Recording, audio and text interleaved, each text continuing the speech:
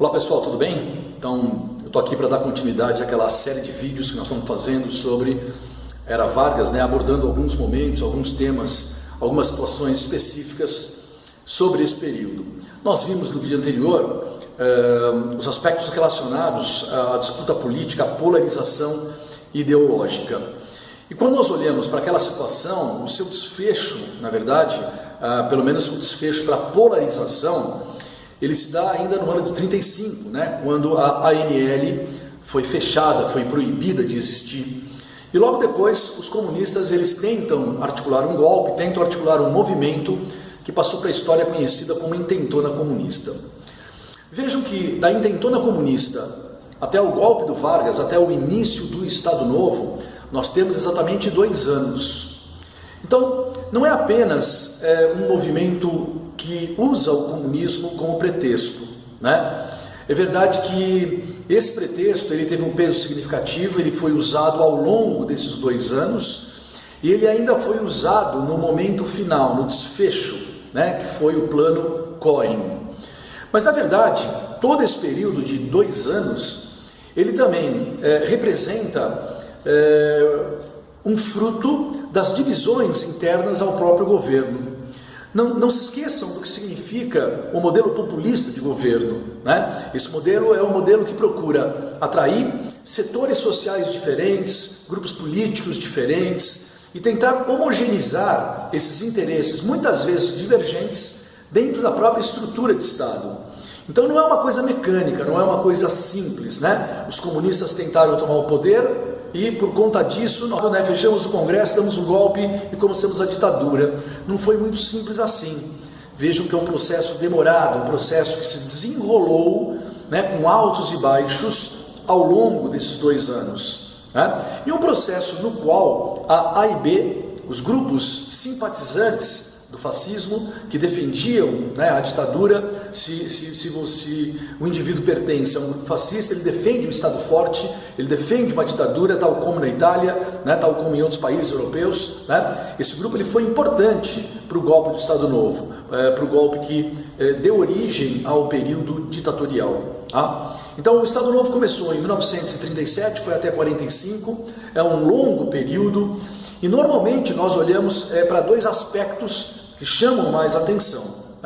O primeiro é a própria organização do Estado, o que significa na prática a ditadura. E o segundo, a participação do Brasil na Segunda Guerra Mundial. Vamos tratar nesse vídeo aqui do primeiro aspecto, a organização do Estado. Notem que o Estado Novo ele se organiza não a partir do golpe, mas antes do golpe. Quando o golpe foi dado, o Vargas já impõe uma nova Constituição. Isso significa o quê? Que a Constituição já estava pronta, já tinha sido preparada. Portanto, já é um processo articulado, planejado, que envolve a centralização extrema do poder. O poder legislativo é eliminado, não tem deputado, não tem senador. Aliás, o próprio cargo de vice-presidente ele foi eliminado. Então, é um processo muito intenso de centralização. Nesse vídeo aqui, me interessa especificar um pouquinho mais. Me interessa falar sobre algo que chama muito atenção e que aparece no vestibular, que é importante para nós que vamos fazer o vestibular, que é o DIP.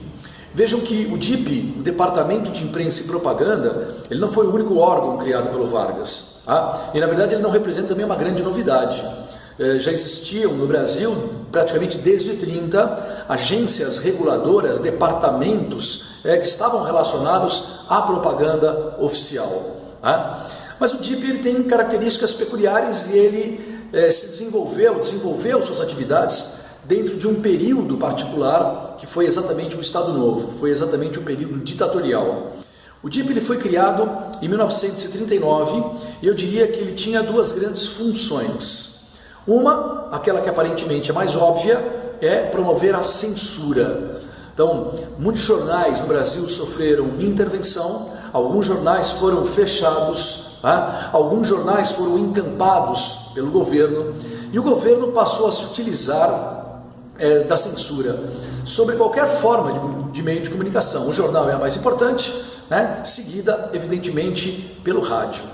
A utilização do rádio como instrumento de propaganda, ela foi também bastante significativa.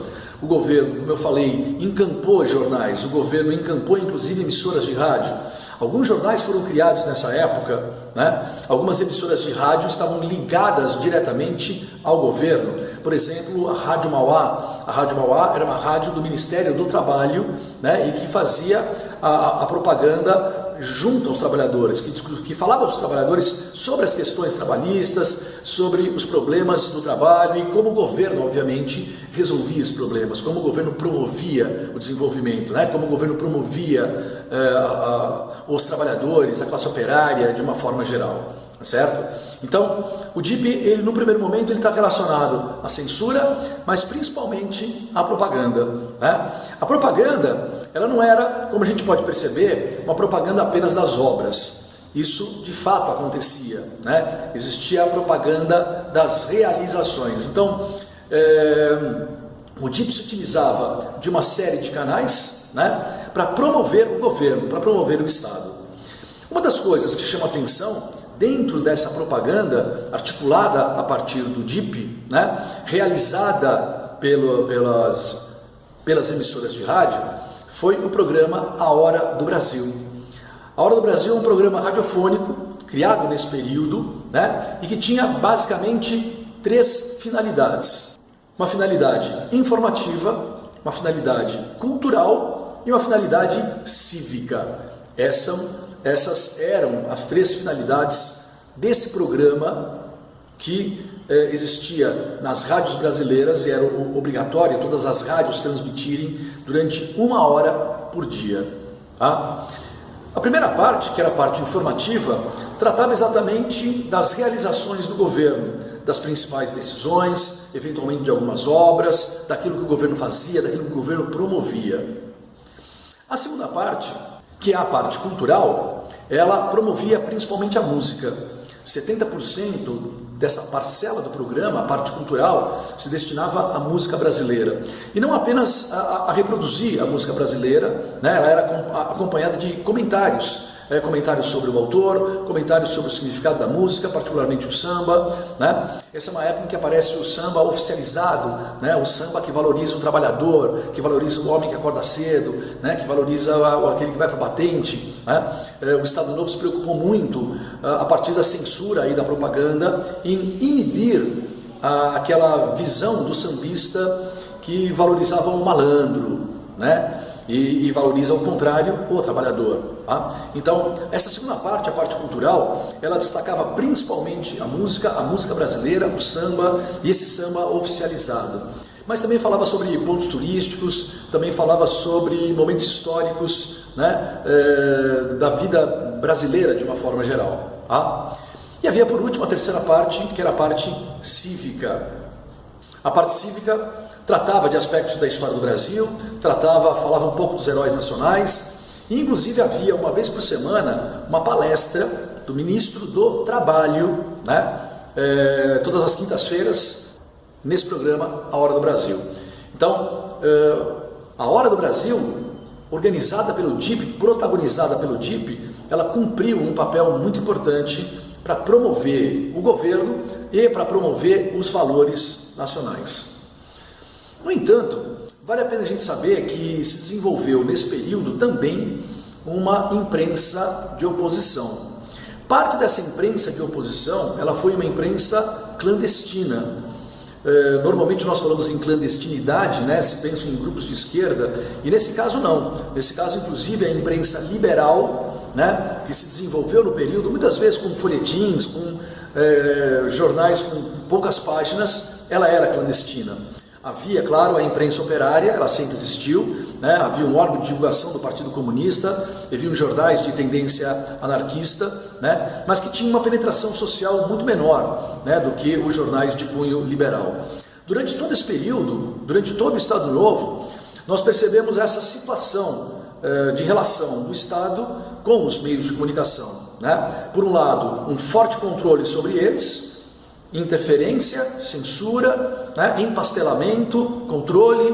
Por outro lado, a constante tentativa de fazer oposição. Vale a pena lembrar, se nós voltarmos um pouco para o passado, Vale a pena lembrar que a maior parte dos jornais, grande parte da imprensa, apoiou a Revolução de 30, né? Apoiou a chegada do Vargas ao poder. Mas gradualmente, aliás, muito rapidamente, a partir de 31, houve um deslocamento da imprensa para a oposição.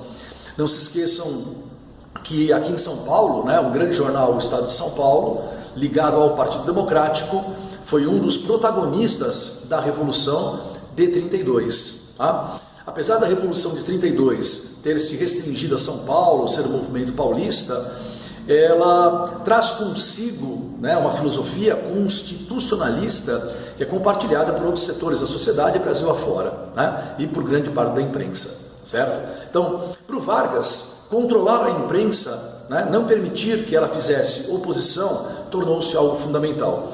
Mas tornou-se efetivo durante o Estado Novo, e faz sentido, né? Porque durante o Estado Novo você tem, de fato, a ditadura e mecanismos de repressão, né, que levam os opositores à prisão ou mesmo ao exílio. Tá? Bom, nós vamos ficar por aqui nesse vídeo.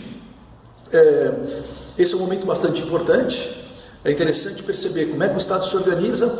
Ele tem outros mecanismos de organização que representam a centralização do poder, mas não há dúvida que os jornais, que a imprensa de uma forma geral, cumpriu um papel fundamental. Tá? No próximo vídeo eu vou falar um pouquinho sobre a participação do Brasil na Segunda Guerra Mundial. Tá legal? Então fica atento, acompanha, né, o nosso trabalho. Bons estudos para você.